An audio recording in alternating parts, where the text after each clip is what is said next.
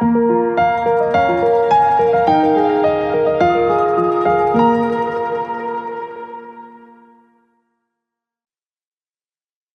evening and welcome to the Fire Sprinkler CAD Basics Bootcamp. This is week 2, an overview of the mCAD layout checklist. I'm your host, Colby Stachwick, and this week I will be presenting an overview of the layout process in slide format, and I'll also be playing some pre-recorded videos that we have prepared. So we have a lot to get covered tonight, so let's get started. Let me adjust things here. All right, so again, this is the overview of the layout checklist. And behind the scenes tonight, helping me, we have Monica and Chris Crosco. And also, let's see, Martin Carl is also assisting. Need to get him added on there. But if you have any needs during the meeting tonight, questions, issues that you are having, direct your comments towards them and they can assist you. And just to make sure everybody's in the right spot tonight, this is the Fire Sprinkler CAD Basics Bootcamp. This is an 8-week course to teach you the basics of 2D CAD programs specifically for the purpose of designing fire sprinkler systems. And we are on week 2, and we are working on the drawing layout checklist. And so last week was an overview. And this week we're getting into it. This is our first checklist in the process. If at any point during this presentation, during the 8 weeks, if you're feeling a little bit overwhelmed, feel a little bit like you're drinking water through a fire hose, well, we have a lot of things we have made available to try and help you to be successful. So the biggest question at this point, have you successfully installed a CAD program on your system? Like NanoCAD 5 is a free option that we talked about. There's also CMS IntelliCAD, DraftSite, AutoCAD, AutoCAD LT, many options that we discussed. So the first week's lesson is really just to get up and running and installed. And if you are not there yet, we're going to talk to you about some of the different places that you can get assistance. If you go into your library in the Kajabi where your course is located, and then scroll all the way down to the bottom, there is the mCAD community. And this is where you can go. This is what it looks like when you log into there. You can go and ask questions from other people who are going through the course, get feedback from people who may be in the same situation as you. And then also another resource, if we go into the library, and this is where you're going to find your course. So this is the Fire Sprinkler CAD Basics Bootcamp. You want to click there, and it's going to take you to this page, which is the entire course on one page. Right now, we only have, this is week 2, so we have access to the first 2 weeks. And when we scroll down to the resources, which is at the beginning, before week 1 and week 2, I want to point out 3 resources that might be very helpful for you moving forward. You might want to go in there and print these out. It's resource 8, 9, and 10. We're going to look at each of these real quick. Number 8, this is a 1-page PDF. You'll notice right here, when you go to this page is where you'll download the PDF.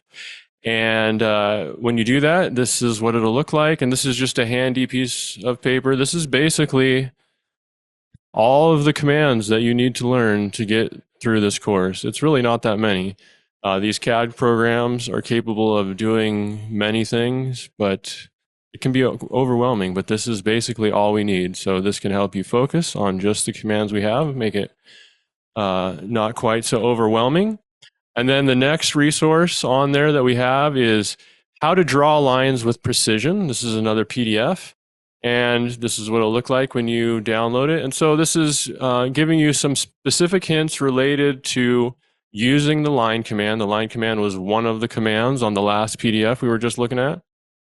And so this is telling you like different options that are out there in your CAD programs that we can use to draw lines at perfect 90-degree angles, snap to specific points, those type of things.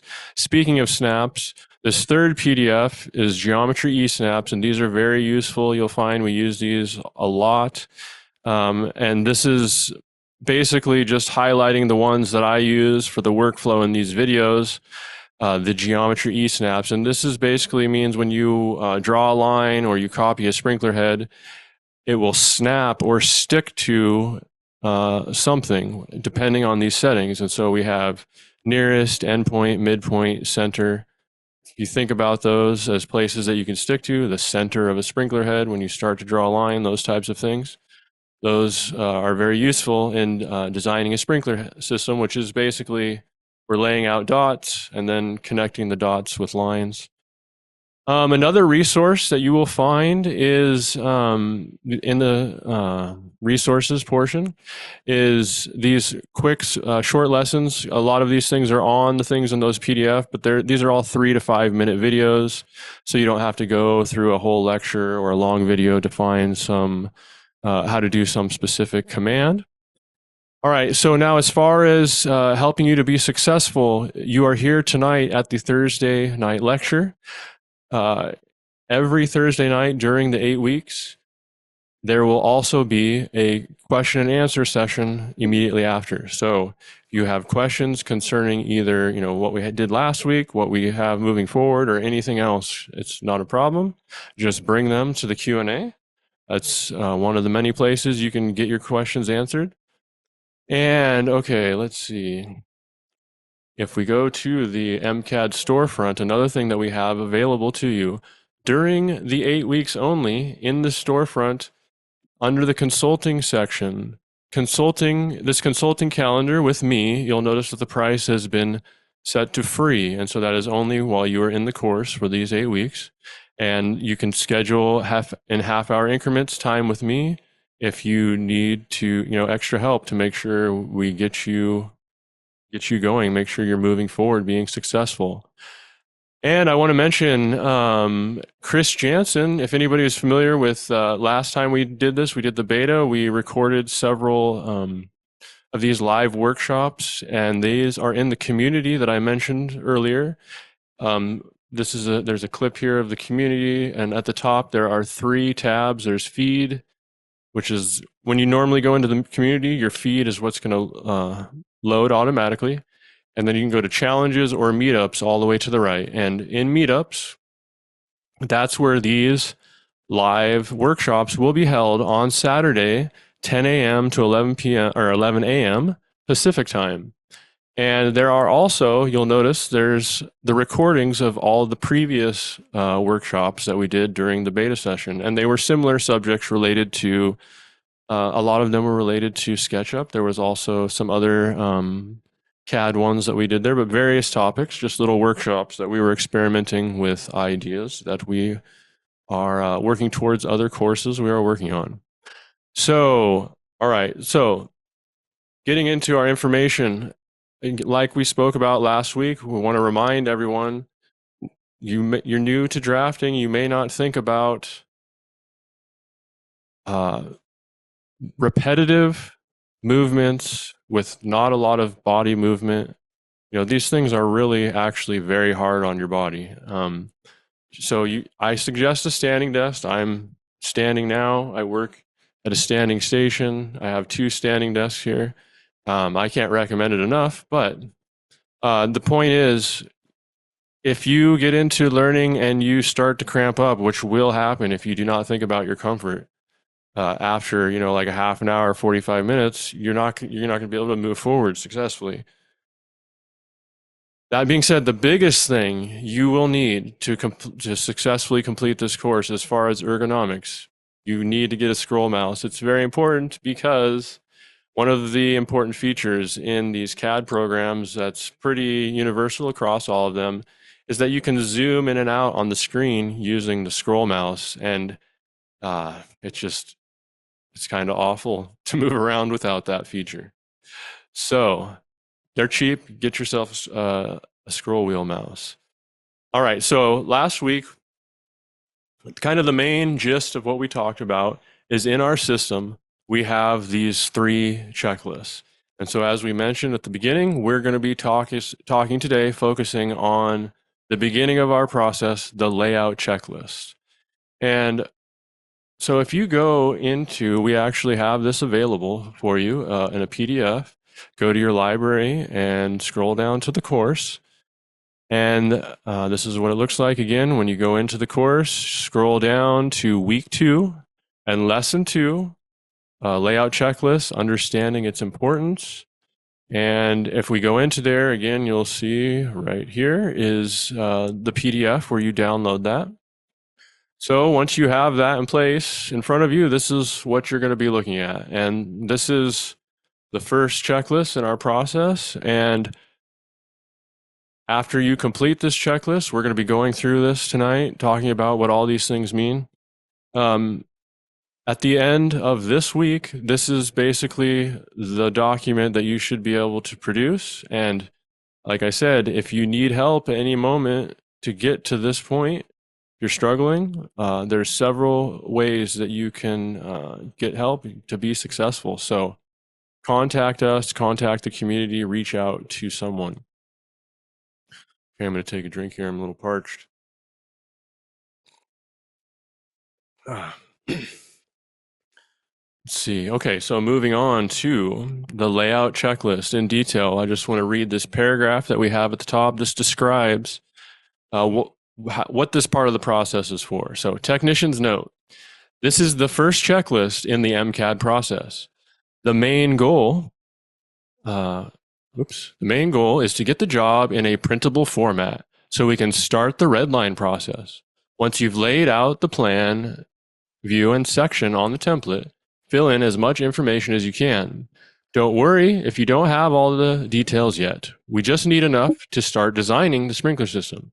You can try placing the heads and piping yourself at this stage. If you're unsure, I'll take care of it when I review it. So this is how we work through with a new technician that's learning. We baby them through it. We just get the page set up, and you don't know anything about sprinklers, we'll walk you through that part after we get through this checklist. So the number 1 on our checklist, so we want to select our appropriate title block. And so this is this is basically probably the most valuable download in this whole course. If you go to sign into your course, this is the first page you come to, and then you're going to want to scroll down to week 1, lesson 1, the title block overview. So you had access to this last week. So if you were downloading a program, you had something to play around with. But now, this week, you have access to other stuff we're going to be talking about. But you go to this page, and again, now you'll notice here, the file, I don't know if you guys can see that, but the program that we use to host this course is called Kajabi, and they only allow a couple different types of files for downloading. And one of them is PDF, which we've already talked about. We've had some of those you're going to be downloading. But basically, the other thing they allow is zip files. You can pretty much dump anything into a zip file, then zip it and put that in Kajabi. Some of you may not be familiar with how to deal with zip files. And this is something in this industry we have to learn how to deal with as well, because architects may send you files in a zip. And so how do you deal with that? Now, if you have a Mac or if you have Windows 11, you likely have a native resource in your operating system that will deal with zip files. But if you're on Windows 10 or an older machine, you might not have that. So we also have a lesson on how to use pzip. That's the zip resource that we recommend here at mCAD. And so we have a video to walk you through how to download and use this program, and with that, you'll be able to extract all of the files that you need for this course. All right, so our next item on our list here is open the template and then save it in the main job folder as the job name plus FP1. So FP1 in this industry, it was always fire protection 1 in a drawing set. FP1 is what it's usually under. So we just call the, if there's multiple pages, it'll all be within that file, but we still just name it FP1 for the drawing file. Probably wouldn't need to, but it's just the way we've always been doing it. Oops. Oh, okay, yeah. So now this is, you don't have to do this part, but we show you this because this is the way we do it. Lesson 4 in week 1, we have here lesson organizing file structure for fire sprinkler jobs. This is the way we do it, how we keep our files organized so that basically somebody calls us about a job 3 months, 6 months, 2 years after it happened. I can quickly find the resources, go straight to it, find the documents that we submitted, and it's just an organized structure to be able to find those things. So we have a video explaining that. And once you go through the process in that video, you will come to the point where you have this file structure, and then you can see I saved the file in here as sample ranch home FP1. That's the name, what we're calling this job. If you notice at the top, the job name and number is YT22-001 sample ranch home. Well, this was the first house that I designed and made a video about on YouTube. So that's what that YouTube, and it was in 2022. So that's what this numbering system, and I can read that just from that file system, but it's the same. Normally I read from the 2 letters, I can tell you who the client is, I can tell you when we did the job. All those sorts of things are built into this file naming system. So that's just a useful thing for how we keep things organized. And if you wanted to work with us, that would be what we would require. All right, so the next thing, we have this template saved, and with we downloaded it, we opened it. It was named template when we opened it, and we did a save as, and we saved it as the sample ranch home FP1. Now we have it open, and we're going to insert these plans that we have, these architectural plans. And so I want to show you if any of you are using CAD 5, because it is free. Because it's free, it's a little bit limited. There's a couple of commands that it doesn't have natively in CAD 5, and so we have this other video specifically for how to do this process we're going to share with you that is for CAD 5 that is in week 2 in the bonus material. And so,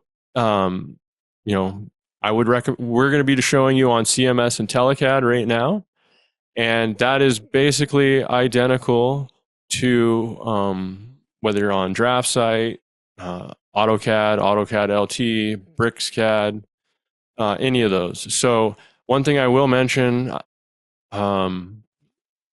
here's the video for CAD, where it's at. Anyway, this is where we're going. This is what we're going to be doing. This is on lesson 5 of week 2. Here's where you download the architectural backgrounds. It's a floor plan and a cross section that I've provided you with.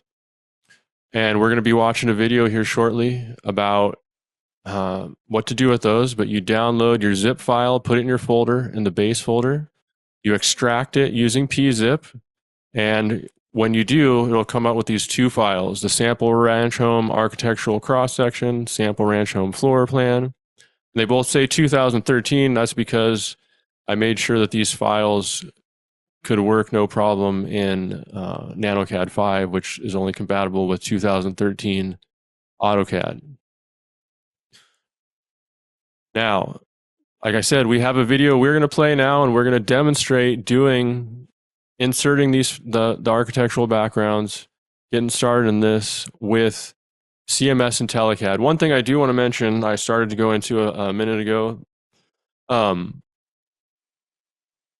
No matter which one, even CAD 5 comes natively with this as well, what are called the classic button layout. That's what I am using. If you don't recognize the buttons on your machine compared to the layout that I have, in almost all of these, you can change the button layout to what's known as the classic button layout. And I mean, it's a little bit different name in many of them, but why it's the classic mode is because when AutoCAD first came out on Windows in 2000 or version 14, this is what the buttons looked like. So they've been around for a while. They have newer styles with ribbons. Some people like that. It's no problem. I find that this classic button mode is the most efficient design. One thing that I think we go over in the video that I want to point out is there's always 3 or 4 ways to do every command. You don't see that button on your program. It'll look the same. It might be called something slightly different, but it's usually called the same thing. A Google search will quickly tell you if it's different. But whatever I am telling you, the command is, you can't find the button. If you just type it in, it will also work that way. There's like about 5, 6 different ways to get to every command in all of these programs. So anyway, all that being said, let's get to the video, and I will see you guys on the other side for more slides.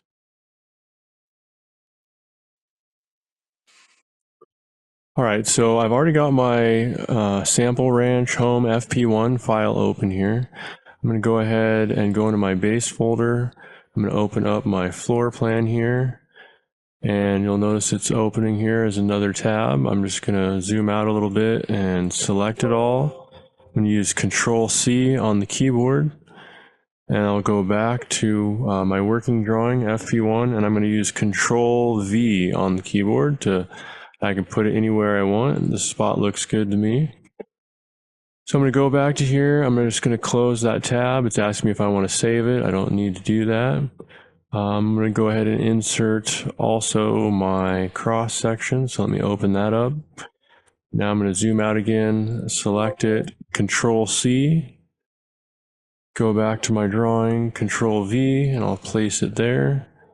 And I'm just going to close this one. I don't need to save it. And you'll notice that brought in some colors when it came in. Let me see if I'm not really quite sure on that one why it did, but if I select it all and go to by layer, that's the same.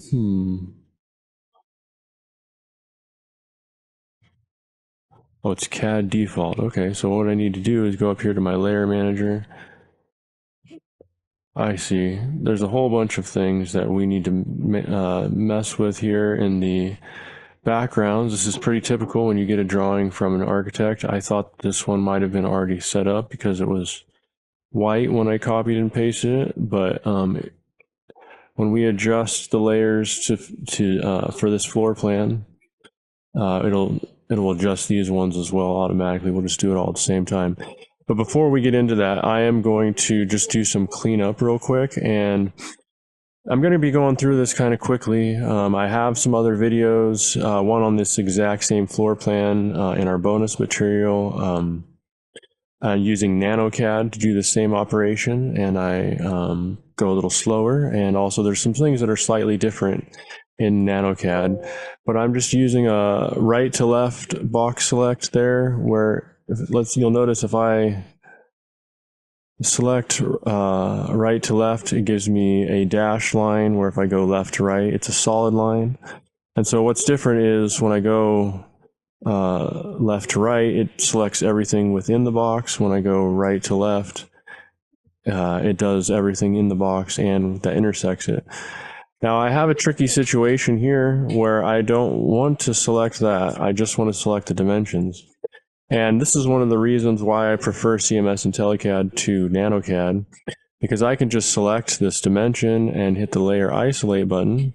And now I can just select all these dimensions, delete them, and then go layer unisolate. And it's just very quick and easy to remove things with the layer isolate function. That's probably the biggest thing that irks me from NanoCAD 5. I wish that was there, but hey, it's the free version. So we don't need these roof planes. I'm going to go ahead and get rid of these real quick and unisolate. Another thing, we don't need window labels on a fire sprinkler drawing, so I'm going to get rid of those. Let's see what else we got. Here's door labels we can get rid of.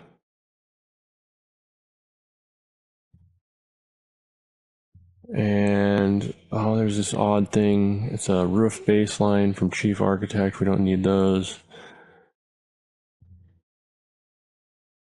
And I think that's pretty good, actually. We could probably, start laying out the sprinklers on that. So now that that's cleaned up, I want to go ahead and put this on the layout sheet. This is my model space here that we're working in. You'll notice this model tab is selected.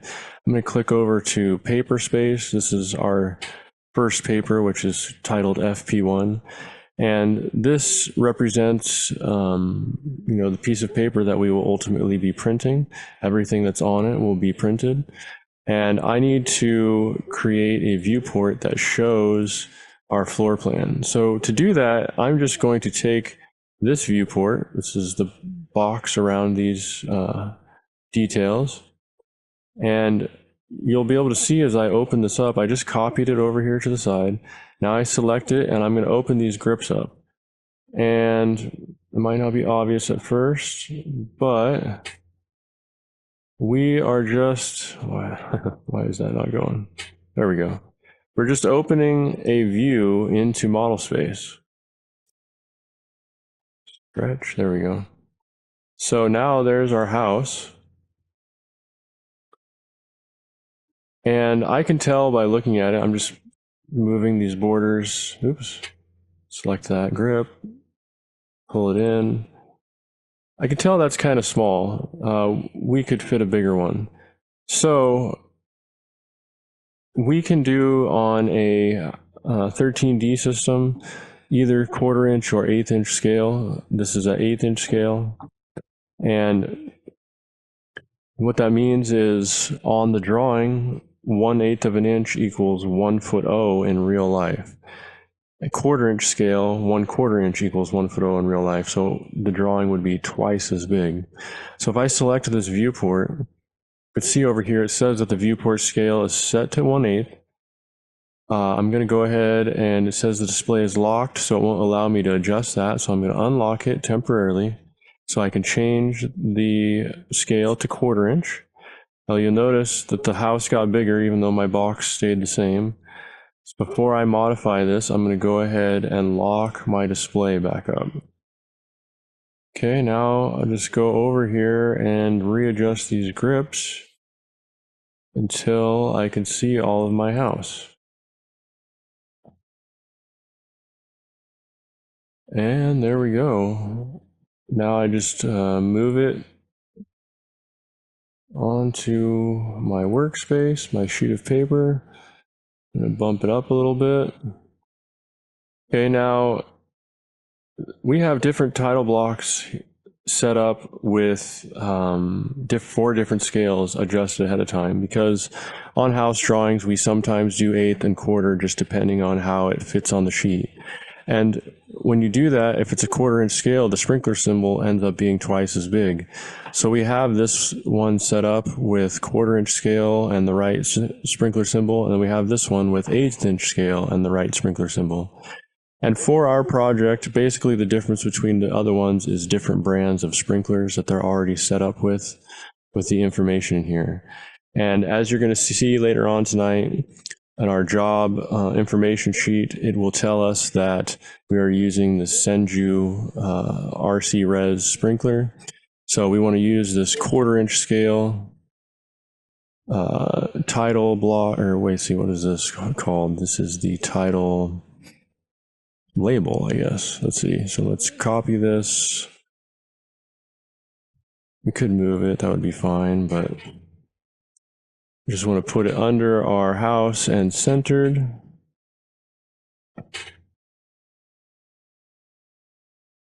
Okay, and then I want to take this viewport and copy it over to the side again. And I want to be able to see our section. It's right there. So I'm just going to adjust this a little bit. And I'm going to move this over on the page, see how it fits. Looks like it's a little bit big, but I think it'll work.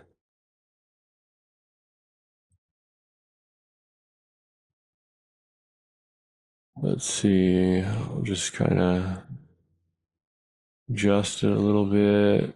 Just kind of keep going. There's this line that's on top of this text that I'm seeing. I'm trying to get off of there. Let me use my cursor. Let's see, right there would be good. That's not bad. It's not too close to that text. That's kind of minimal. If it didn't fit in there like that, if it was any bigger, I would change the scale on this to be 1/8 inch to better fit in here. But now, so this is going to be section A, and we have it at 1/4 inch. So let's just change that real quick. We just double clicked on this text, put our cursor where we want it, backspace, and change the 8 to a 4, and then click out of it. Now I'm still in the edit text mode. Whenever you double click on text, it automatically puts you in that. So I'm going to have to hit escape again to get out of it. Now I can just select those and hit copy, and I'm going to place it. I'm going to turn off ortho, which is F8, so I can move freely in any direction. I'm going to place that right there. And that's basically our floor plan and section laid out on the paper space. And that is it for this video. Thanks a lot, guys. All right. So moving forward on our checklist.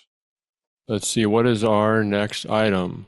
Okay, so we actually, I realize I have a little bit of a blunder in here in my my videos tonight. I didn't realize I went over the add the title views to scale at the end there. So we're going to go over it again real quick at the beginning of the next video. But we'll just have a brief review of that. And then the next thing after that is our call out section or call out section location. That means, okay, where is the section location? We need to call it out. See if I can get that out here. All right, so that's what we're going to go over in this next little video. And again, we'll go over again briefly putting titles underneath the drawing just to make sure that you have a good emphasis.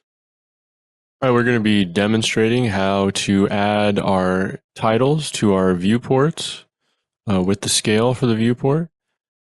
So what we have here is we have, this one's further along than we are in the course at this moment, but this is our floor plan and our cross section.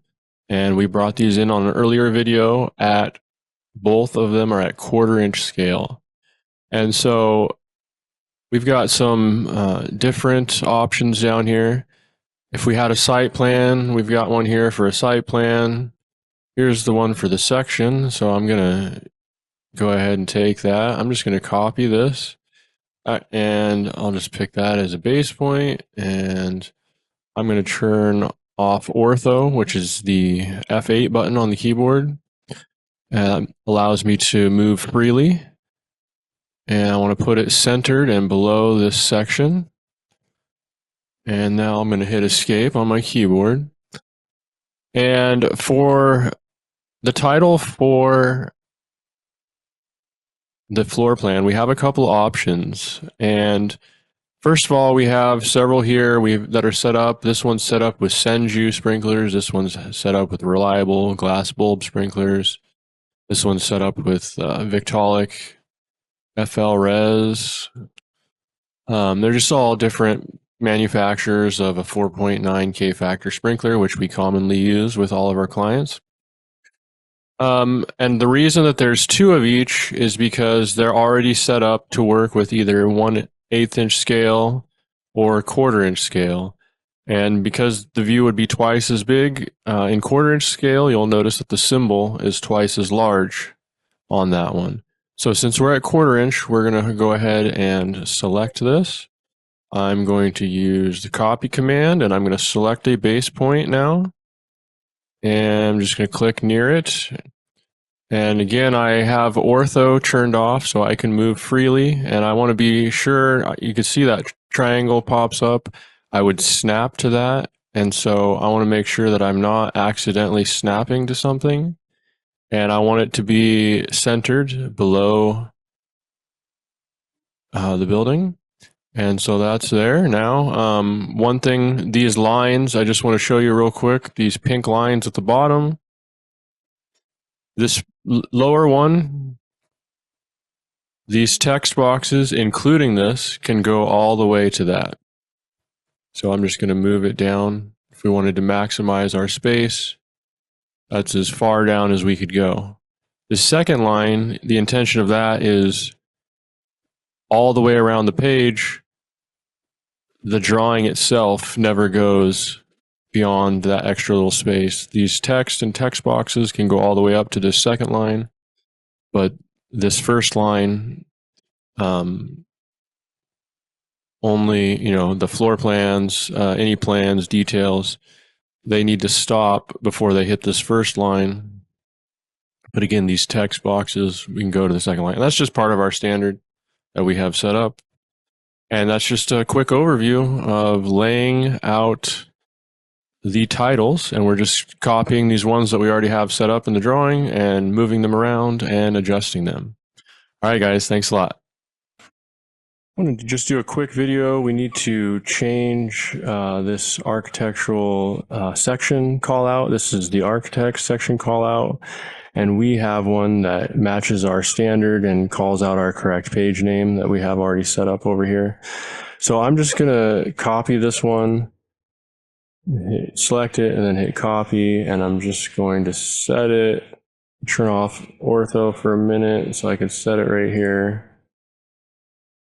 I want to just move this a little bit, turn ortho back on so it stays straight.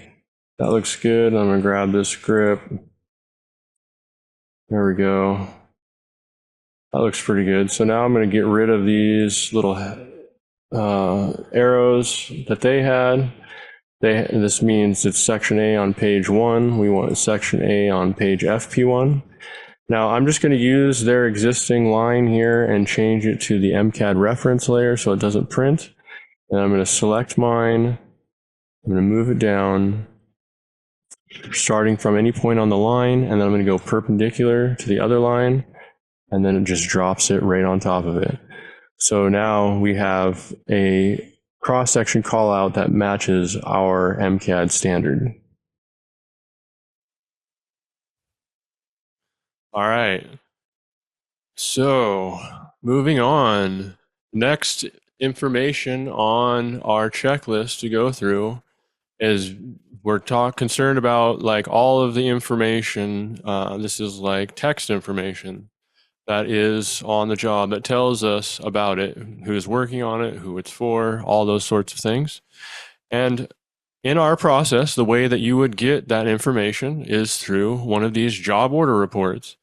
And so we have for you in week 2 under lesson 1, if you go into there, job order report, understanding its importance. This is what it looks like when you go in there. And again, here is your PDF that you can download. And we're going to have a video that is explaining how we transfer all of the information from that report onto your CAD file so that when you print your PDF at the end of this week, you will have the information on there regarding the project that we are working on. All right, guys, so here is our video. I'll see you on the other side. All right, so I've got my job order report up here on the screen, and my CMS IntelliCAD. So I'm going to go to where we put this information. So right here is the main title block that appears on our piece of paper. And this little corner right here is where I want to start. So this FP1 is correct. We just have a, one-page document drawn by, this is first, middle, last. So your initials. So I'm going to put mine in. Now the date, today is 07/17/2024. Now, our job number is right here on our job order report. It's YT22-001. YT22-001. Now, the project name, now notice when I click on these, it turns 90 degrees to make it easier for you to work with. But we're calling this just the sample ranch home. This was a real job. We might have, the name of the future tenant owner. Says we have an address that's made up here of No Name Lane. So I'll change this. No Name Lane. And that is an actual city, or the actual lane in Boring, Oregon, we happen to know. That's in Oregon. Let's see, the zip in Boring is 97009, I think. That might be wrong. Who cares? It's just for example. Now, on our checklist, we have the job number, sheet number, drawn by, project name and address, date, scale, and then installing contractor information goes here. In this situation, for the sample job, the contractor here is just, it's like who we're working with. But for this purpose, you could put mCAD, I guess, if you wanted to. We don't have a C16 California license, so you could put NA for not applicable, those types of things. But this is just a mock-up. You can put whatever you want. You can find the name of a contractor if you want. You can put your name if you're a contractor. In fact, that's probably what you would want to do if you are a contractor taking this course, and then you could use that for your template from then on.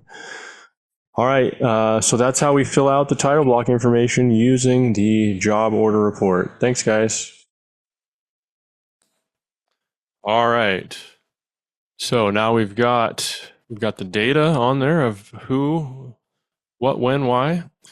So now we've got some more informational stuff that we can go through. We've got an abbreviation table. We've got a symbol legend, sprinkler head information, general notes.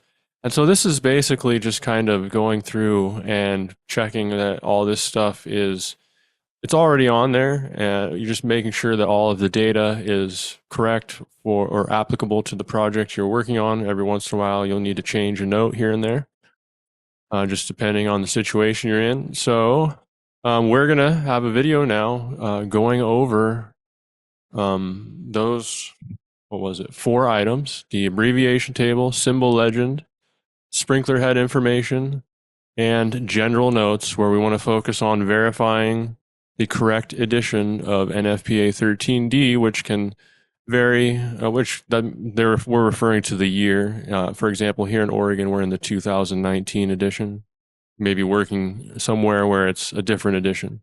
So we're going to go through another short video that shows you that process of checking over all of those things.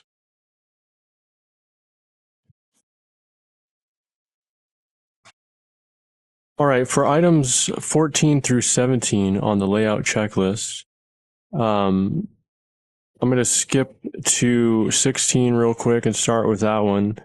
And that's sprinkler head information.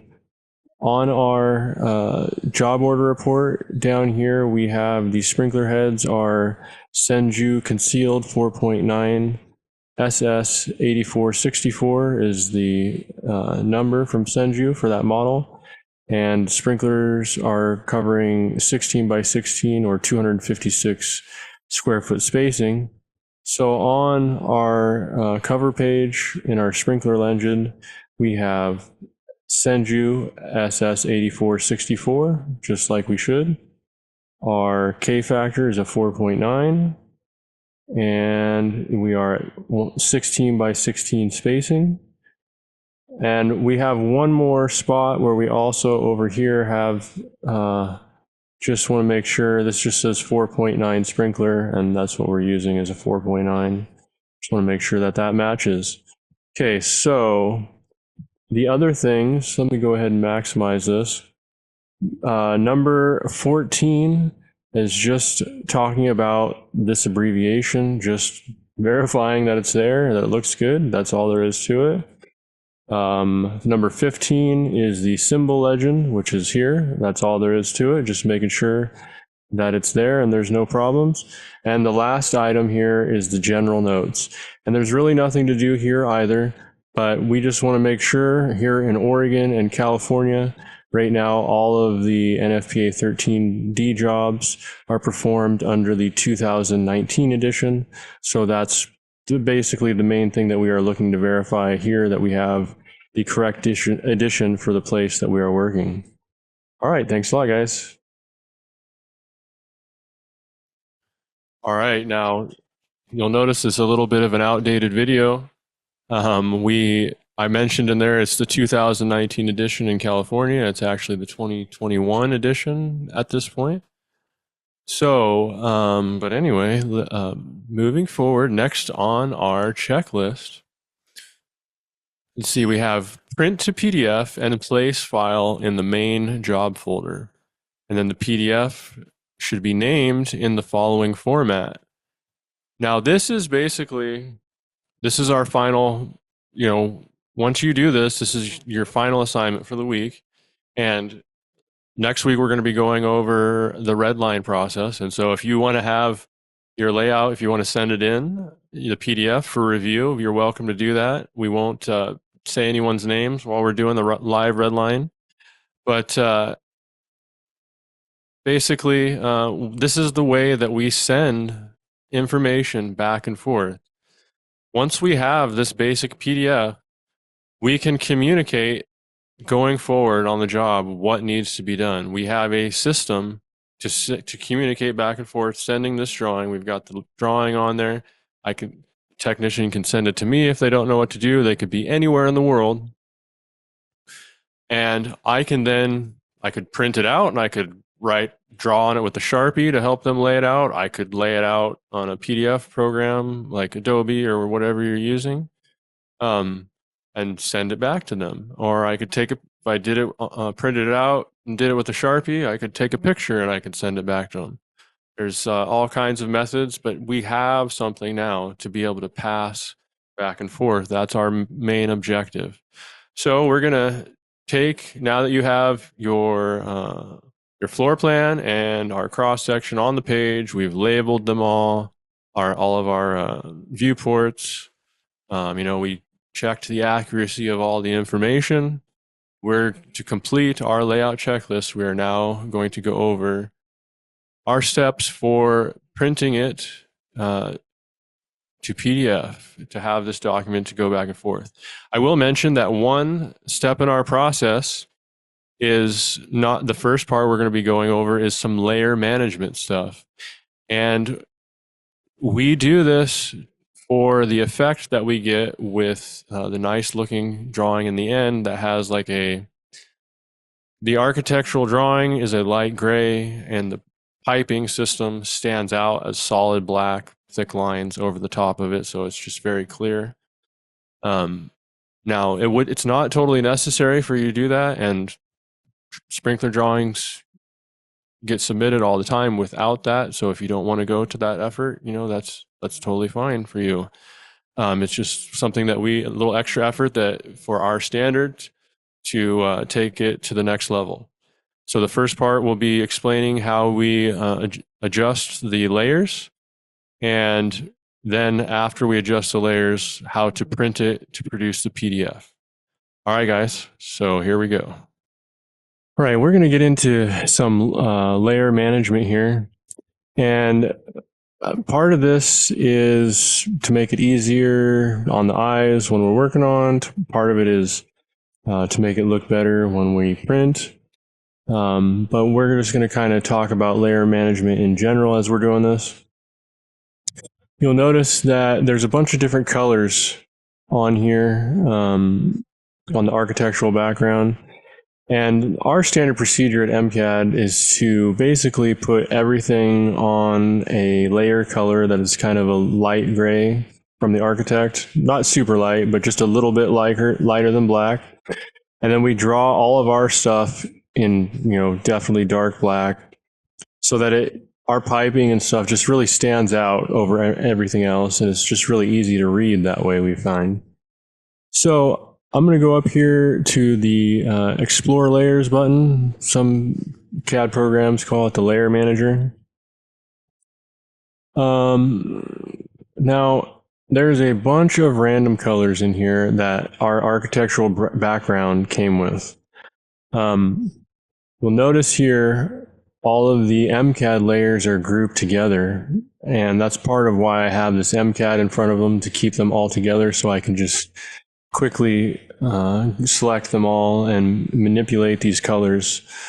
And but before I do that, all of these other colors that I don't have selected right now, like all of these are ours, but everything else I want to be on the layer color 252. So the way that I'm going to accomplish that, now that I have mCAD layers selected, let me back up and show you how I did that. Click on the first one right here. I hold down the Shift button and click on the bottom one, and now I have all of these selected. If they aren't in this order, you could try double clicking on the layer name, and that will sort them by name. Now that I have all of ours selected, I can right click on that, and there's this option to invert selection. And when I do that, now everything besides our layers are selected. Now I want to make all of these layers this 252 color. Excuse me. Now I could, if I just click on that, it's already 252, and I can just hit OK, and it makes them all 252. But let me, just in case you missed that, if you click on any of these colors, it brings you up to this table. You can physically type in 252 here. It's also one of these up here, and I can never remember which one, but if you click on it, it'll fill this number. And if I clicked on the wrong one, for example, it would be 254. When I click on the right one, it's 252. So now all of these layers are 252 except for our layers. Now I'm going to go ahead and close this. Now you'll notice immediately we got some changes. The background layers all changed to that light gray. That's great. That's really good. Sometimes though, if you're working with a drawing that an architect manipulated, they might not have all of the layer colors set to by layer. And so up here, we've got these different tabs. If you have some that aren't 252 and when you're trying to make them, select everything and go up to here on the color tab and click on by layer and make sure that they're all selected to by layer, and then they should all go to that 252 color at that point. If you're struggling at all with this, feel free to contact one of us at the office and we'll give you a hand with that. Now, real quick, we're basically ready. Well, we're almost ready to print. I'm going to go ahead and hit save. Now, this is where we want to be to print in the paper space. I'm going to go back into the Layer Explorer now. And now we've got all of these mCAD layers that are still colored. And you could print it that way. That would be fine. Lots of companies print, drawings with their piping and stuff in color. But we find it's best to do black and white because there's lots of situations where, what'll happen is they'll have the plan in the field and they'll need a copy of it, and they'll go to, FedEx Kinko's or whatever it's called these days, make a copy, and it's, like $2 to make a black and white copy or $12 to make a color one. And it doesn't matter what the situation is, they're going to pick the black and white one every time. It's just what is going to happen. And so we take that into account ahead of time. We want our prints to always look good in black and white, and that's why we're doing this. So now we have all these mCAD layers. I typically leave this one at 254 to use as a background mask, so I won't select that one. And I don't think we have any reason to use that in this project that we're working on. But if we do, I'll show that as an example, and you'll understand why that is 254. But for now, it would be fine even if you selected this layer. But just select everything but that if you can. Select one of these, and we want to change it to this 7. You notice there's 2 whites here, but we want to make sure it's the one up here, and that equates to the number 7. Okay, it'll take a second, but then these will all change. Now you'll notice we changed that to white, but what it actually appears is black. If I go back into the layer manager real quick, it actually doesn't show that on here, but it does in NanoCAD. That's kind of interesting. In NanoCAD, the little block here, the little symbol has a diagonal cut through it, and it shows half white and half black. To help you understand what's actually happening, it's white in this model space when we're working on it, but when we go to paper space, we're printing on a white piece of paper, and so all of those things on layer 7, white, will automatically be printed as black on the paper. So that's what's going on there. Now, I'm going to Control Z my little switch into model space and back, because after we print, we're going to Control Z back to where our colors are, the colors that we want while we're working on them. It's easier to work when our piping is blue and the reference layer is purple, those types of things. But when we print, it looks nicer in black. So every time we print, just before we print, we change all those mCAD layers to black like this. Then we go through print, which will be in another video. After we print, we hit the undo button or Control Z, and the first time you press it, it'll say that it's undoing the printing, but it can't really undo the printing.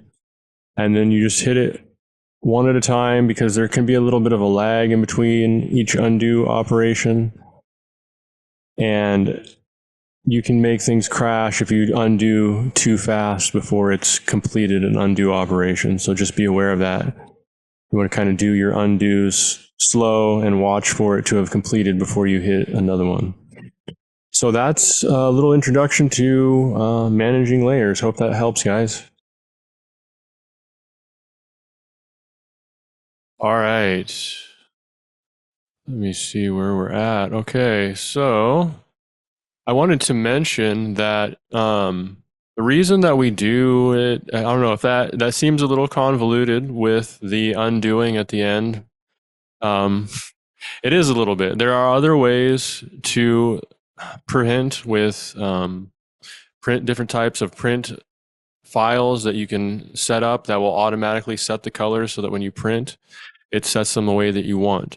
What I find, though, is that when you do it that way and you have problems with any kind of line weights or colors turning out the way you want them to, it's a lot harder to troubleshoot. And I also am going to be showing you guys in an upcoming lesson a piece of technology called the Stream Deck. And Stream Deck works really well with all of these CAD programs, including NanoCAD 5. And basically, because all of these CAD programs are text-based, we can program any sequence of commands into a button on the Stream Deck. And there is actually a free version of Stream Deck available on your phone with 6 buttons for either the Android phone or the Apple platform. I have created 3 buttons for doing this command. You hit a button that says black and white, and it just makes everything black. You hit a button that says makes color, and it makes everything come back. You hit a button that prints it, and it just prints it and asks you what you want to name with it. The week that we go over Stream Deck, I'm going to make that Stream Deck profile available, and we'll show you how you can go to the Elgato website and download. Well, you go to your Play Store on your Android device, download the Elgato app, but then you also want to go onto your computer. We'll go into more detail the week that we talk about this, but there's an app that you'll download to your computer to program the buttons into your buttons on your phone. And it makes that whole process pretty seamless.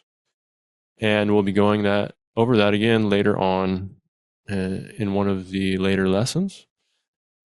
Okay, so at the end of this week, this is what your assignment is. This is what you should be producing. And if you're having any challenges, by the time we come around next week or in between, as you're working on this, feel free to reach out in any of those platforms that we mentioned earlier, and we will do everything we can to help you be successful. But basically, all of the commands that I showed today are, they're pretty universal across all of these AutoCAD clone type programs, 2D, DWG, 2D CAD programs that we're using. So next week, I mentioned earlier, we're going to be talking about the red line process. We created this document that allows us to communicate back and forth. The next key thing to understanding in our process, this is also a key part of learning. We're in this course to make it easy to learn all of the tools that we're using.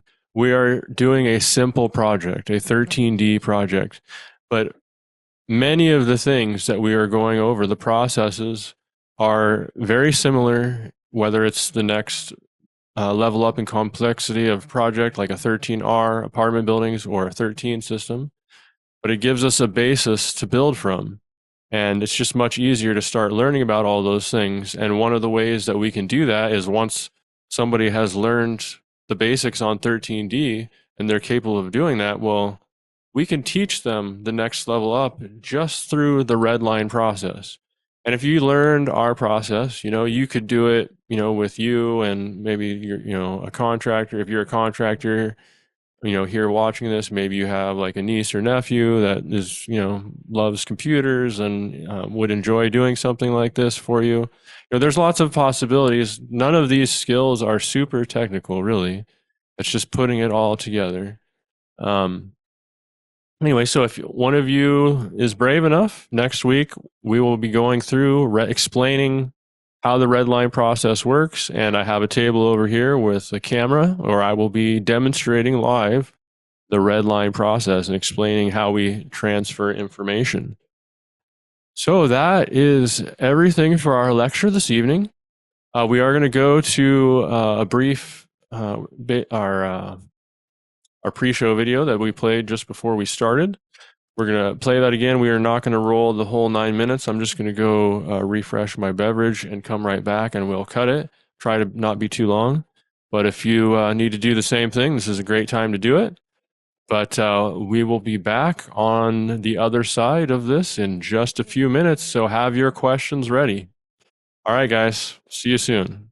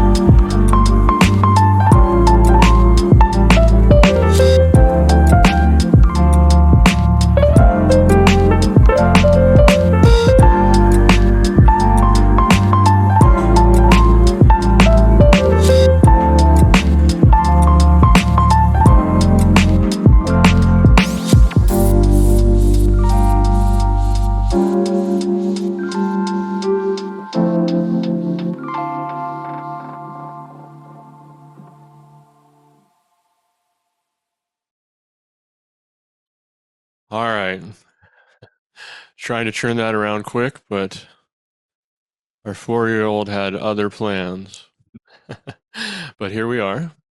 How's everybody doing tonight?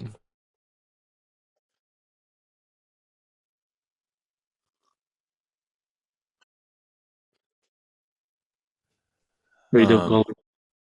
Doing well. Hi, Chris. How's it going? Doing good. Looks like you're muted if you're trying to say something, Monica, on Zoom. Can you hear me? Yes. Okay. Um, we've got a question in the chat. Do you want to answer? Okay. Let's see here. Excellent. Okay. Looks like Owen, is that what we're talking about here? Because most plans are submitted and checked via digital for ease of calculation review, can the pipes, let me put my headphones on, can the pipes with water flowing between nodes be blue? And is this idea practical? You switch my monitor here. All right, that's a great. You could totally do that, Owen. That's a great question. Um, and that's interesting. Maybe we could do a bonus video on that. That's a great topic. I'm going to write that down to give you an idea of how you would do that. So, all you would do is when we are setting, you would basically, if you wanted like just the piping that was specifically the routing, like say from your source going to your flowing sprinklers, you would end up having to have two line type styles to do that. One would be I don't know, I'd probably call one pipe non-flowing and one pipe flowing, and you would just basically set the color to the one that was flowing to the blue that you wanted, and you would get that effect, and you would just basically only use that line style along the path to your flowing heads, but you could uh, produce that look pretty easily if that's something you want to do. Absolutely, that would be kind of cool. I could see why somebody would want to do that. No, just can you hear me? Yeah. Hey, Uh, Owen. yeah, hi. Um, yeah, as a former plan checker myself, that sometimes would I thought to myself that'd make it easier for me to see, the loops and different twists and turns of the water for me to review. Now, of course, when you print it out for the job site, you don't want to do that because of the cost. But Right, that and even was, yeah, that's a great idea though for some submission. These days we're submitting via PDF digitally, and so that's going to be super easy for the plan reviewer to read, right? yeah, for me it would be. Right. Yeah, that's great. That's a great idea. And you could easily set that up so that, when you print the one in for the guys in the field, it's not that way, you know? Basically, when you go in to print that ahead of time, at that moment when we're changing all the colors to black, you would just change that one to black as well. But the times when you wanted it to stay blue, you just wouldn't change that one layer. Okay.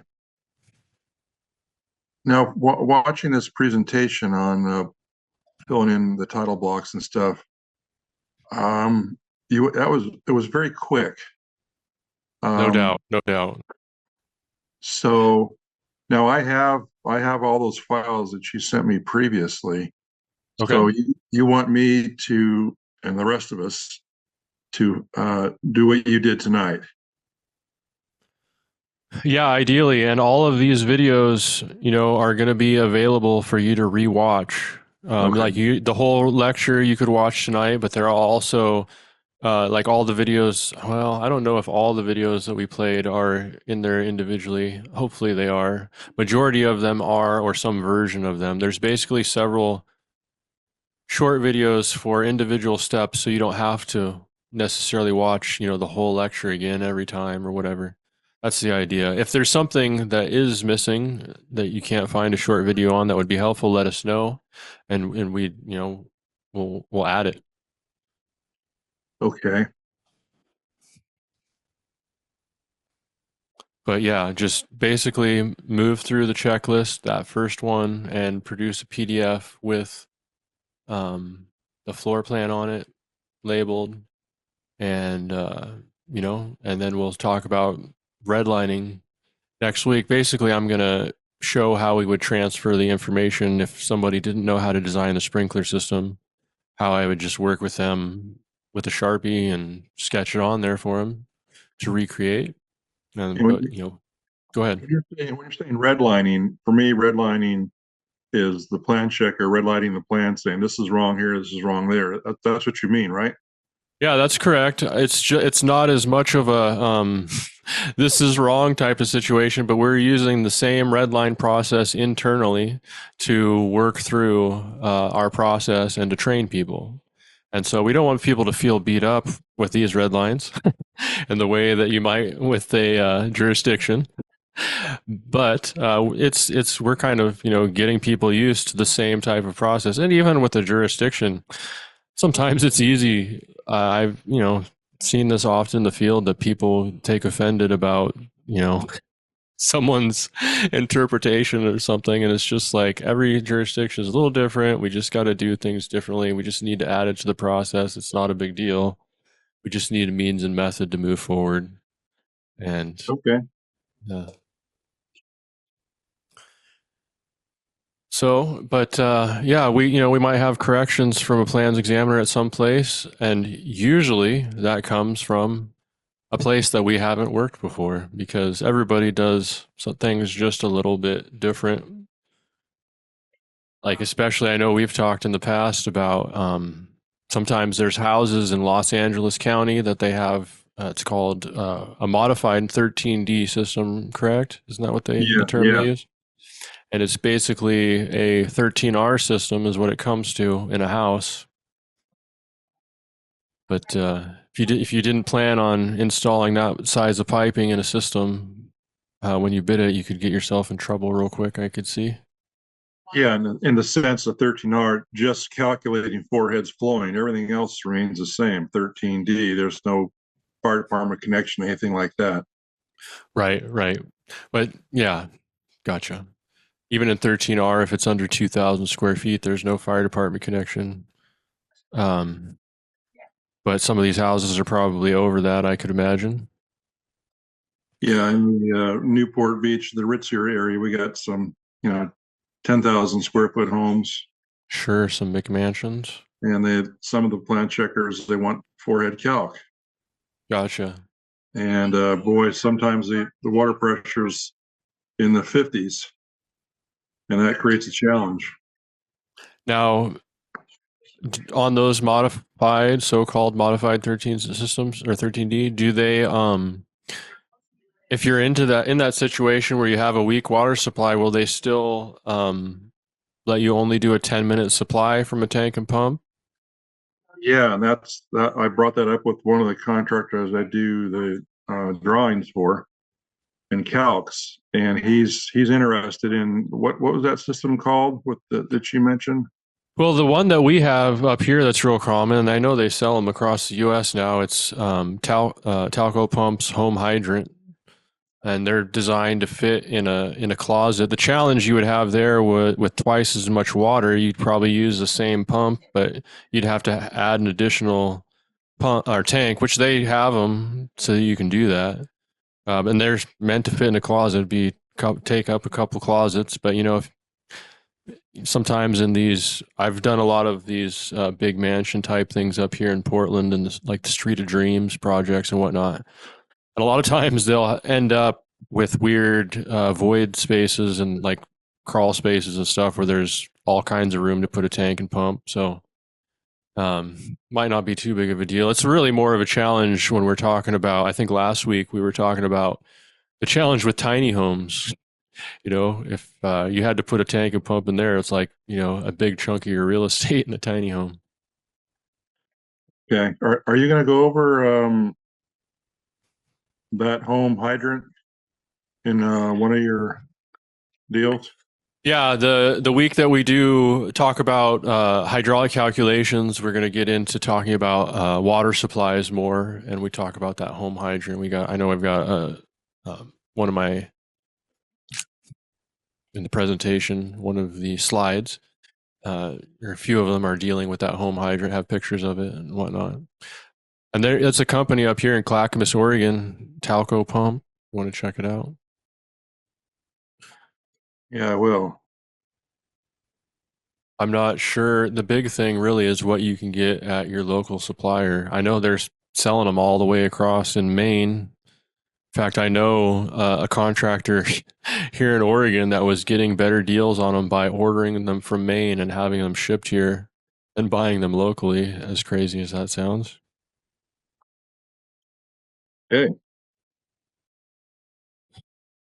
But it's just a commodity like anything else, so just depends on who's willing to go with the lowest margins and whatnot.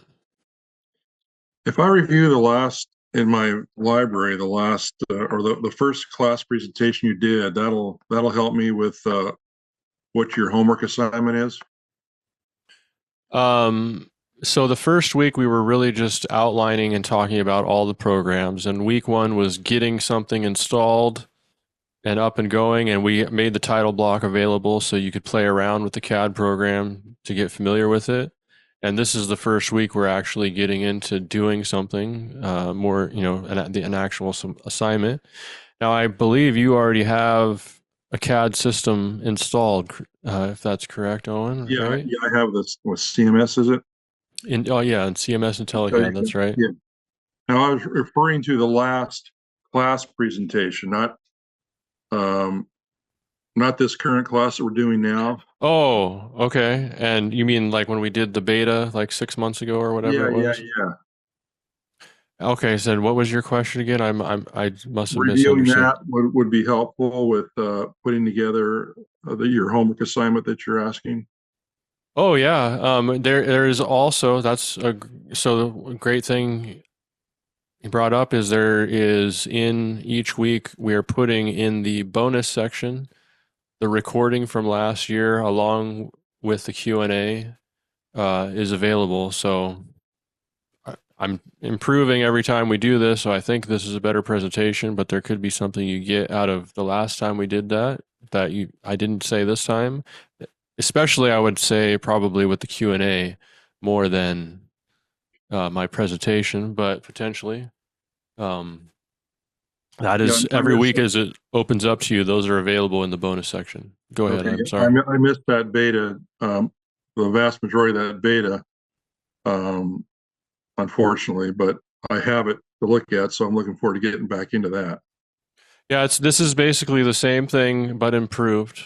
But those are all still available for you to look at if there's, especially I would say the biggest benefit out of those is probably just different people's perspectives in the Q&A.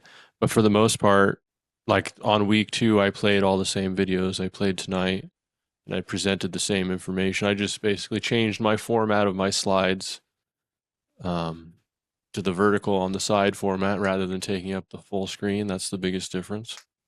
Okay, very good. Just learning some new presentation tricks. That's good. Well, this is great. I'm really looking forward to getting into all this. Awesome. Great to have you here. Great to have everybody here. Did we have any other questions in the chat, Monica, or was that the only one so far? That's all I see. Is that correct? Yeah. Okay. Not a problem.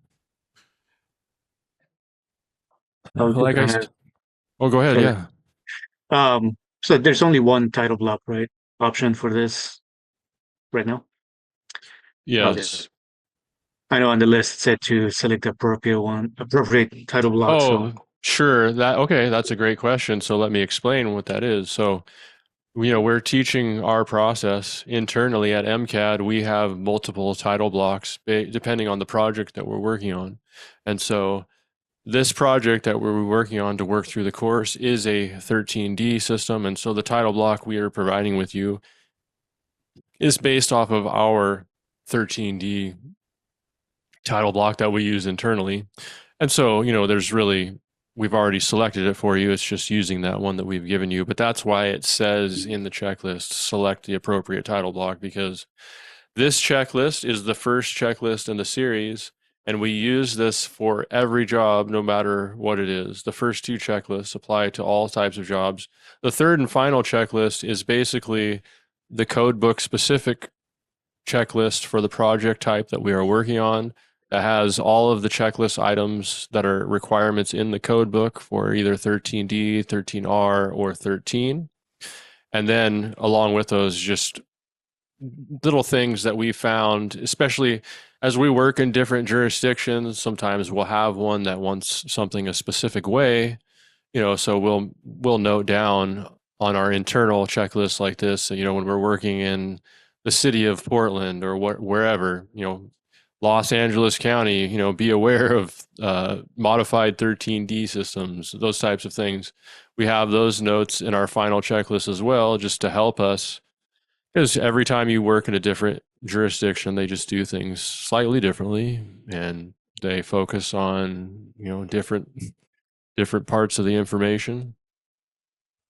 It's just really kind of odd things. There's one jurisdiction, for example, over here, has a very specific verbiage that they want on their insulation tenting detail. And so we have a note in our checklist that, hey, if we're in this jurisdiction, make sure that you get the correct insulation tenting detail for them that has the verbiage that they want. And there's no difference in the detail. It's the same picture. It's just some of the words are slightly different because they have to have it that way. And, so we just have that in our checklist to give to them. Those types of things, like one of the ones I can think of as well as for City of Portland, that's fairly common, is they require a forward flow connection, what they call it, which that's not super uncommon. There's other jurisdictions that have that throughout the US. And what that is there's like hose connections on the riser of equivalent flow to whatever the highest demand is for the sprinkler, so that you can test the system right at the riser, put a pitot gauge on those hose outlets. I mean, you'd run them outside or whatever, but they require that in City of Portland before you go into your final inspection. Part of the reason they do it there is because of the simulated water flow. I don't know what they do. They're using a simulated water flow for design, and so it's like to make sure that it works. But the problem is they don't really do this until the final, and so I don't know yet what happens when it doesn't work.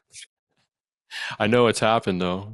I've seen when I've been searching for stuff online, found stuff related to another sprinkler contractor I remember that was going through that. I don't know how it was resolved, but they got to the point where they went to the final and they did their forward flow test, and there wasn't as much pressure available as what the simulation had told them. And so I really don't know how that situation resolved. That's something that in the City of Portland, it's just like we always kind of try to be a little bit conservative to make sure something like that doesn't happen. But basically they're doing that there because they won't allow you to flush hydrants because of the old wooden water mains and stuff that they have there. It's kind of an archaic system mixed with more modern parts attached to it. And they're, afraid of damage to that old. We actually show in one of these weeks some pictures of the wooden water mains that they've pulled out of Portland. It's pretty interesting. So are you saying that the Portland requires a fire flow test for 13D? They just don't accept the static pressure? Well, after it's all installed, on a 13D, you just run it out the drain. But like on a 13, you would add a hose connection at like a hose valve, like you would have on a standpipe. Okay, at your riser. I thought you were saying 13D systems with one of those. Well, you do still know, like for example, when we submit to Portland, we can, on a 13D, you can just run it out the drain, but we still have to note, on on there for when they're doing that inspection. It says right on there what they need to get out of that for their forward flow test.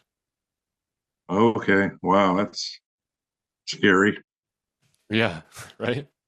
It's usually not a big deal on houses as much. It's more like big projects where I've seen.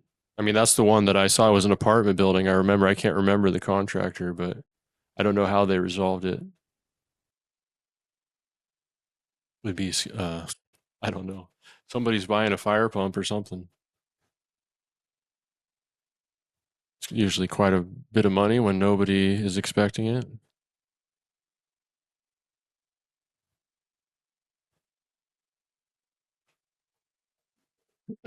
So Thank you for yeah, that. Yep. yeah, no problem. Has everybody been able to get up and running that is wanting to? That is, everybody were able to open a CAD program? Is there anybody that's getting stuck on anything, trying to figure that out? Or any other questions about anything, quite frankly? Feel free. All right, one more question. Yeah, go for it. I think I asked you this before. Regarding backflow preventers on 13D systems Mhm. Versus a flow through. So, you know what I'm talking about? Absolutely. Are many jurisdictions in your area accepting a flow through in place of a backflow? You know, I don't know how many accept it. Like most of the contractors that I work with prefer not to do that, and so they only do that type of system when they're required to, and it's usually in California. So I designed a system for a couple of guys that were installing it in their own house, and they didn't want to have a backflow preventer because of this is probably why you're thinking of this, I'm guessing, because of there's maintenance required for the backflow preventer, right? That's kind of a problem. Yeah, there's a maintenance plus if it's a low pressure area, you know, backflow preventer can be 15 pounds loss. Right, absolutely. Yeah, so like I've designed for a couple individuals up here, you know, which is an unusual kind of thing that these people installed their own system and knew enough about it basically um, to know that they wanted that type of system and they wanted to install it themselves. And so that's one of the few situations that I've had somebody come to me and want to do it on their own, and they did it in a jurisdiction here where I had never done that before, but they accepted it. But I mostly see it, like I was saying, in California. Every once in a while, there's a few jurisdictions where it comes up here, but it's usually somebody at the jurisdiction has gone through one of these classes that they have talking about, you know, the troubles with the double check valves, which is totally valid. It's a big deal. Oh, and it looks like we got a hand up. Go ahead, and Joe, if you got something to add to the, go for it. So with those flow through systems, there's just one or two jurisdictions in our area, this in the South Washington, Camas, whatnot. But Gotcha. one of the things is homeowners turning the sprinkler system off because they're not there all year. And so that was the jurisdiction's reasoning behind it is, well, your toilet won't work, Oh, that makes a lot of sense. Gotcha. or your house, so that's one of the main reasons that we've ever seen it. And it's only been, like I said, Camas. Portland area, I don't Right. see it much at all. Right. But with your forward flow question too, some of these jurisdictions have us do forward flows when we install a home hydrant pump and tank. Oh, So really? that's how crazy stuff is, where it's just like it's a pump and tank. So Now, those cycle into themselves, correct? Is that adequate for that, or do they make you run it outside somehow? Some will have you come off of a 1-inch outlet. Some will have you come out through a head outlet. Oh, really? Yeah. So it's just when you say every jurisdiction is different, I mean, they all have their own little goofy things. And Right. Yeah, so, exactly. Very cool. Thank you for that. yeah. So what about down there, Owen? What are the reasons you think that they go for the node in the certain jurisdiction? Is there many people in California doing that in your experience? Is it just jurisdictions or different installers? Referring to the flow through as opposed to the backflow. Yeah, It's only because of the pressure loss and low pressure in the area that they're building. I see. It's just to avoid using the backflow preventer. I see. We don't Okay, and have so go we ahead. don't I'm have a sorry. problem of people shutting their water off. I'm trying to think. The sprinkler system tees off. Well, their main control valve. If they shut their main control valve off, it shuts off their domestic. So Right. there's the incentive not to shut the water off to the sprinklers, because if they do that, they shut the water off to their domestic. So how would that affect the flow through if people shut their water off when they leave? Because you can shut your domestic off without shutting off your sprinkler system. But if it's a flow through, what's the problem? The ones with ours is we have to feed the furthest fixture a toilet from the water supply. That way it keeps cycling the water through the system. Like keeps Yeah. pulling it in as opposed to it going back. Right. Let And me go ahead. so that's the big thing is when they, they'll probably, again, we have a lot of like snowbirds and stuff up here, that it wouldn't matter all year, but when they come back to use it, their one bathroom won't work. So that's where kind of their trick to get them to make sure they keep it on.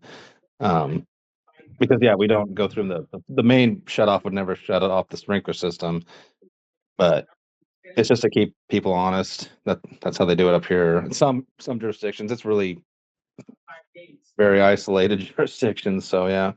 Right. Okay. And I think the key thing you said with the snowbirds is the thing that's different from where Owen is at. It's that there's no snow. And we have a problem up here with people leaving their houses in the winter and they will shut everything off, including the sprinkler system. So that's why that happens here. Like in California, you don't have the freeze problem, right? So people don't do that down there. Well, if you think about it, 13D is a people protection system. So if nobody's there, That's a good point. what's That's the a matter? good point. That's a good point. Yeah. Spoken from a former plan reviewer. Can we get that on tape? Or I guess it is.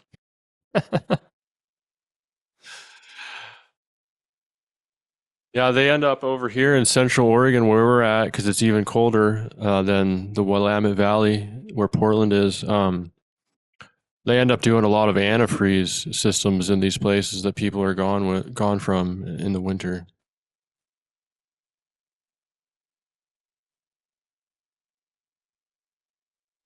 But the antifreeze is a whole nother problem in itself. It's expensive. The systems don't work as good. Plus, there's the whole listed antifreeze fiasco. It's super expensive now to get listed antifreeze. All kinds of problems with that.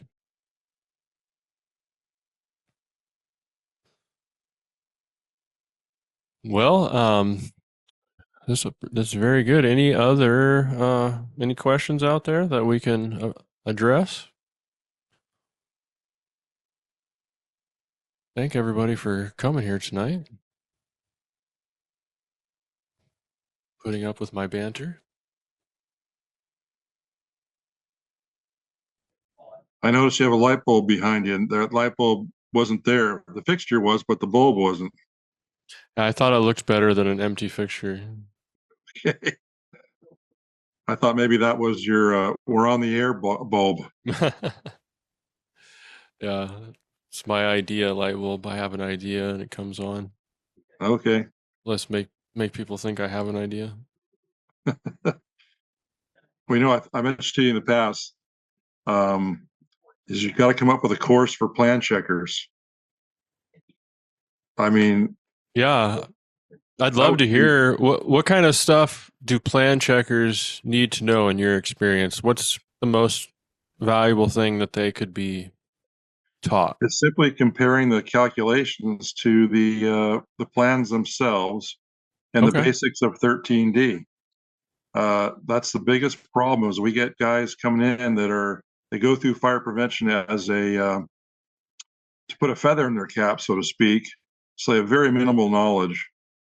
And having something like this that they could, they don't need to know what K factor means. They don't need to know what the friction loss is between node A and B as far as what the digital or the decimal point thing. They just need to know comparing the calculations to the plans themselves, make sure all the information is there because the computer is not going to lie. Right. Something as simple as that. Well, I'm that sounds excellent. I have to tell you, one thing that we are changing versus the beta is the way that we are explaining the hydraulic calculations in the lecture. This time will be quite a bit different from last time, and that's basically what we're trying to do is just walk through the calculate. Like in the past, we showed using the hydraulic calc program and working through that process. We are that video and more like it will be available in the course still. But during the live presentation, we're going to be going over exactly what you said, how to read a hydraulic calc report and where all of this information is coming from, where you would find it and how you would fill it out, read it, interpret it, put the information that is necessary onto the plans, those types of things, where it would go. So that's sounds like what we're trying to do is right in line with that. So that really sounds encouraging to me. Very good. Yeah, that's cool. So that's, I believe, if I remember right, week 7, something like that, 6 or 7, about 3/4 of the way through, anyway. Okay. Well, thank you. Yeah, no problem. Let me see.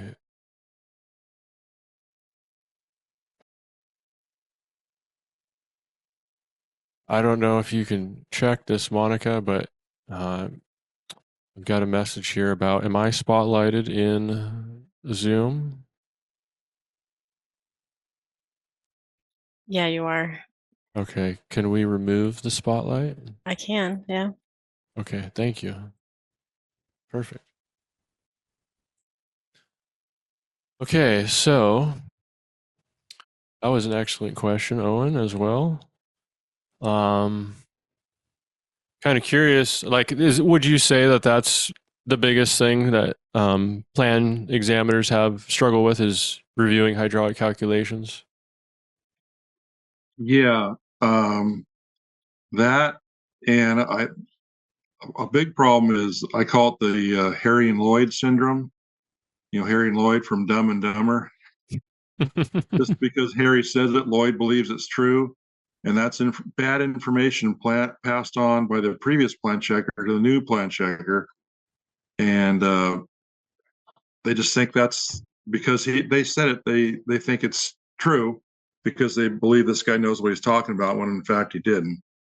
So there's that problem. And then the calculations, you look at the calculation sheet, it can be overwhelming, all the numbers and decimal points, things like that. And like I said, 100%. is compare the length of pipe between the nodes, the fittings between the nodes, and watch the pressures. And that's it. Yeah.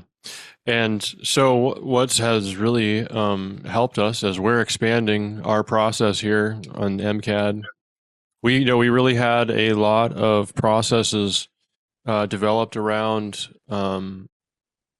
the technician side with checklists regarding the CAD side of things, but we didn't have a lot of stuff developed as far as checklists go with hydraulic calculations up until recently.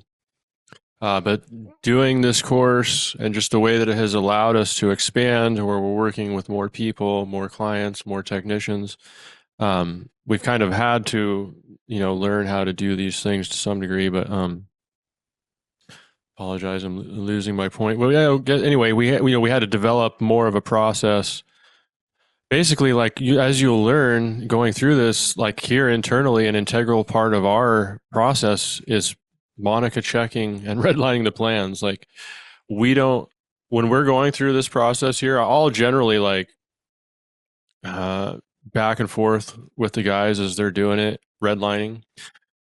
And I might not print it, but every job, no matter what, we always print it at least once. And I look it over and we give it over to Monica, and she checks it over, with a fine tooth comb. And, she doesn't have a background in fire sprinklers. She's just been trained through this checklist system that we're learning through these 8 weeks. And we also recently developed a similar checklist process for her to be able to check the calculations. And that's enabled us to increase the number of calculations that we can do because we have someone that's double checking them and have a system for that now. And so that's basically what we're going to be teaching during that week is how to walk through a calc and read it, because that's what, for example, Monica needs to do when she checks my calculations or somebody else's, and or if I am checking somebody else's, just having a standardized process, because it is interesting. Before that, thinking about it, I hadn't really myself even read the reports that much. I was always looking at it from the program interface more than actual reading the PDF. I wasn't even really looking at it that much. So we developed a checklist of how to look through it quickly so that I could review the other technicians' hydraulic calculations. So we just go through each thing that needs to be on there and check it off the list, just like we do a drawing. And once all the boxes on the checklist are done, we're done and it's good to go. We just have a process to move through a job so it just keeps moving forward.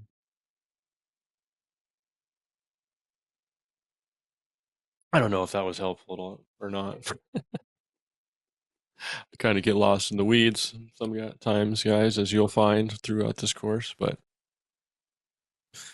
that's good stuff, Owen. I can see what you're saying about the plans examiners just being told something. From some of the previous plans examiner, I feel that that's one of the biggest challenges at a jurisdiction is when there's like the changing of the hands. It a lot of times at different jurisdictions it feels like you're starting over. Like all of a sudden you have to. It's like you're training them or something to learn how to read your drawings. It is an interesting challenge. Go ahead. But one of the biggest ones, and I think I mentioned it before, is new guys want a fire flow test for a house that's going to be flowing 31 gallons a minute. And why they need a fire flow test to develop the calculations when we're talking in California, at least in Southern California, that those cost $525 to do. Plus, you've got to do the flow test itself, which flow thousands of gallons of water to get the information. It's a huge waste of time and money. And to convince them otherwise, they just don't want to hear it. Right. And to kind of demonstrate what you're talking about with the difficulties on the week that we go over water flow information and gathering that, we demonstrate with the city of Portland the process of gathering that information because they have a pretty good system of getting that online and whatnot. And it's just, but every jurisdiction everywhere to collect that information, it's different. And you always have to learn what to do when you're working in some place new. And it's wild how drastically different. Like you might have to contact the fire department in one place or the water department in another. One place you go, they may have record of it and you just call them and they just give it to you. One place, they charge you and you schedule it with them and they just go do it and they let you know. Some places they'll do that for free. It's just you got to wait.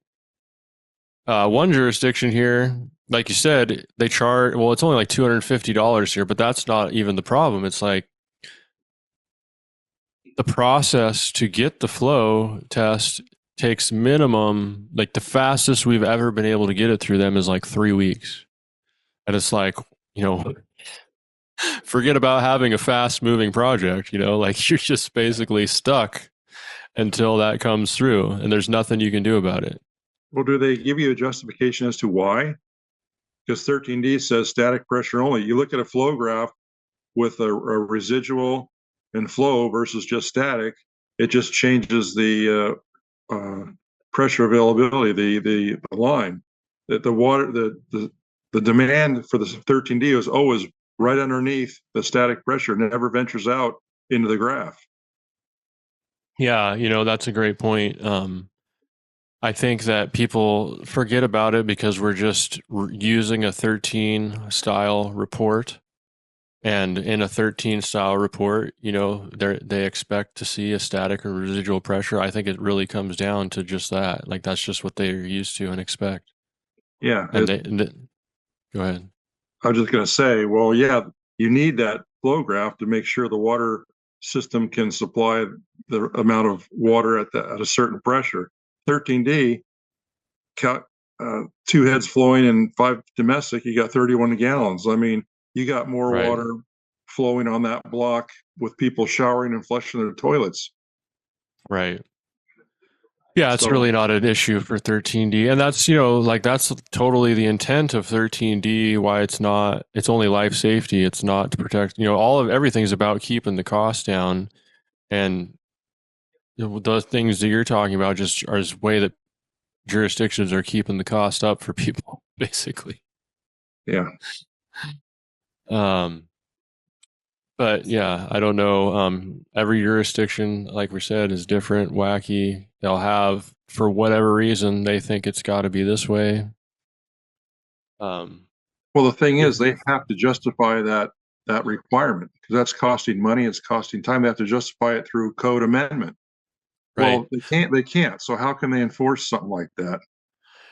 Well, I'd be interested to hear if in California they have something like this, but in Oregon they do have a means and methods to work through a situation like that.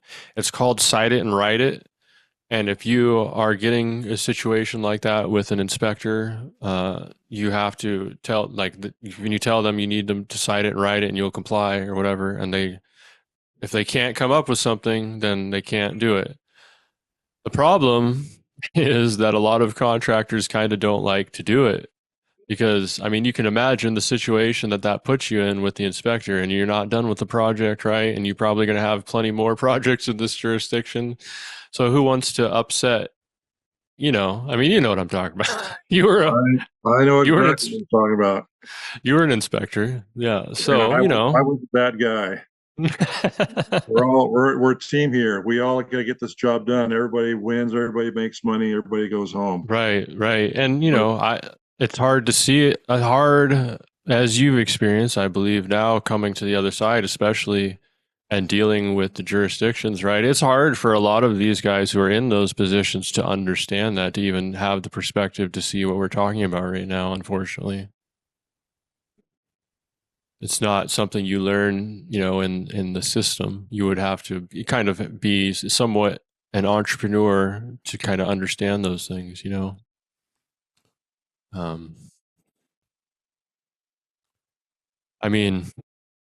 what am I used to, I don't know. I try not to say this, but I used to like to say those who can't do teach. And similarly, it's saying construction, those who can't build, inspect. And I'm not. No offense to anyone, including you, Owen. A good contractor becomes successful. A bad contractor becomes an inspector. That's exactly right.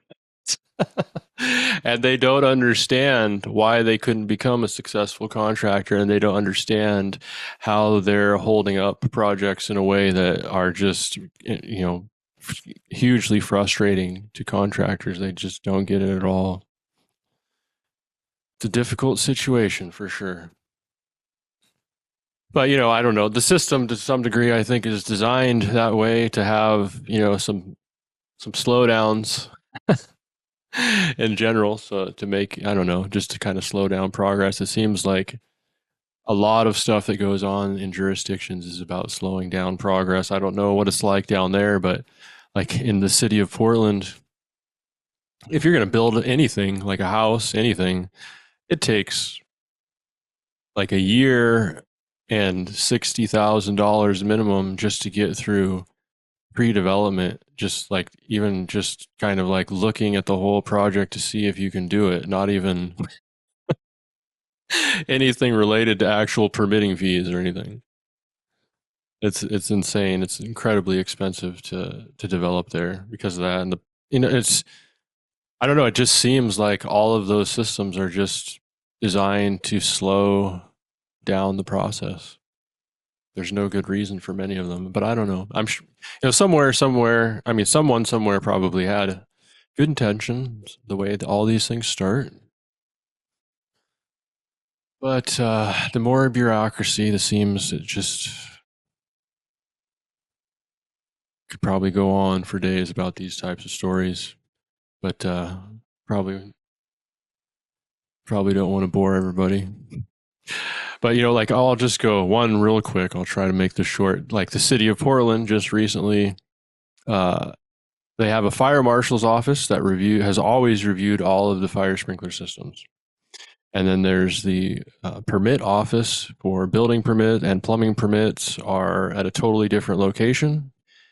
And I don't know, it was about 2 years ago, I believe, people at the city of Portland decided that the plumbing department should have the 13D system review. And so that's just been like basically a giant fiasco ever since. I don't know, just nobody knows what anybody's doing. Nobody knows what a sprinkler system is. Nobody knows what anybody's responsibility is. It takes longer to get a permit. Just everything is insane about it still to this day. But that's the way bureaucracy moves.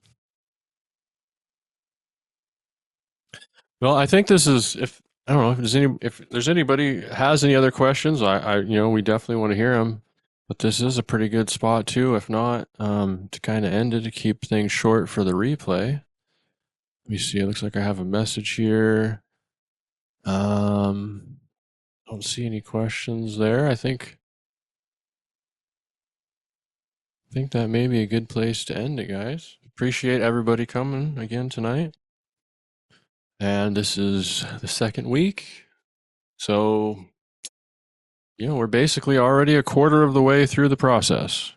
We're trying to, the premise here is make it in tangible bites that are easy for someone like a sprinkler contractor who's working through the week, to learn this stuff in the evenings or weekends when he's crunched for time. So we have it spread out over 8 weeks to make it in manageable bites.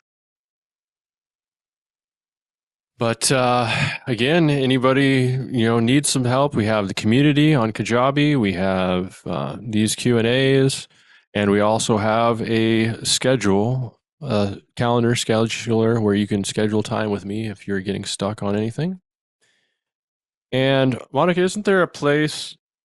We have a place in the community to submit the projects for this week if someone would like to have their project redline next week. I think that's what we did last week. Do we have that set, or last on the beta? I remember. We might not have that set up yet, but we will get that going. We did it there, and then we also they could email it to. I'll put the email in the link or in the chat here. Perfect. Well, we just maybe provide a quick reminder of what the redline process is, just for myself. Yeah, no problem at all. We're going to be talking about it next week. That's what the course is about. We're going to be explaining it. But basically, so the end of today, our assignment was to produce this PDF going through the layout checklist. So now that we have this PDF, the redline process is just for us to be able to go back and forth, me between the technician, to help them to understand what's next. And so redline refers to a red Sharpie that I'll be using, or if I'm doing it digitally, it'll be red lines, just so that it stands out, the notes that I'm putting for you to see. Owen mentioned, there's red lines related to when we submit a drawing. And you don't necessarily want red lines when you submit to a jurisdiction, because that means your plans have been rejected and the red lines are what needs to be corrected. It's a similar, the same process that we use internally to pass information back and forth. But again, you don't have to feel beat up about the red lines. It's part of our teaching process. When you don't know and you're just learning, you will have more red lines. And it's just, it's just part of the learning process. And that's just how we help give you the information to help you move through the project. Perfect, Colby. Thank you. Yeah, no problem. Great question. Thank you, Martin. All right. Well, thanks again, everybody. I think this is a pretty good place to cut it. Thank you, everybody. Yeah, thanks a lot, Owen. And everybody else, want to have a great night. And we look forward to working with you and seeing you guys next week. Everybody have a great night.